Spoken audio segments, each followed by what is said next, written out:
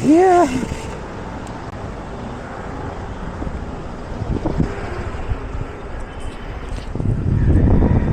Bicycle day daw ngayon, so let's bike.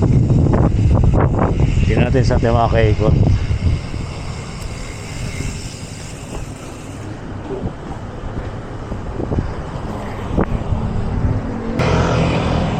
Ano lang,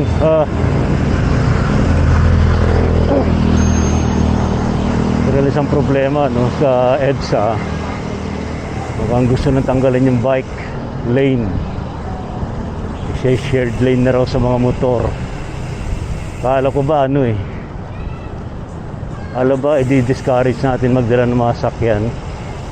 Ba't mo tatanggalin yung bike lane? Diba? Parang paurong hindi pa sulong. Paurong hindi pa sulong. Kung mag-decide, well, sabi nila wala pa naman daw desisyon.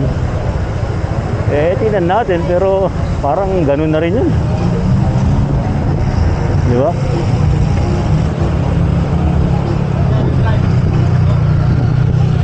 Oh! Ang isa pang concern natin dyan, kumusta yung, paano na yung mga nagbabike to work, walang choice, they have to bike to work. So inalisan muli sila ng karapatan. Mali talaga yun. So harinawa, hindi matuloy. May isa ko condition dyan para gusto nilang, kung talagang gusto nilang tanggalin yung yung bike lane sa EDSA, ituloy na ninyo yung project dyan, yung second level walkway na may bikeway, di ba? Mas okay yun. At least kahit paano safe yung mga nagbabike.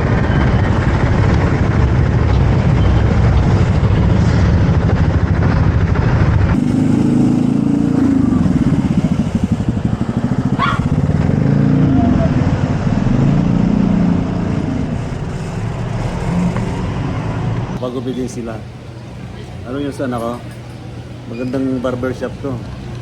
Sikat na barbershop to rin sa may Mandaluyong. Yan, Bulaklak. Nag-bike para magpagupit.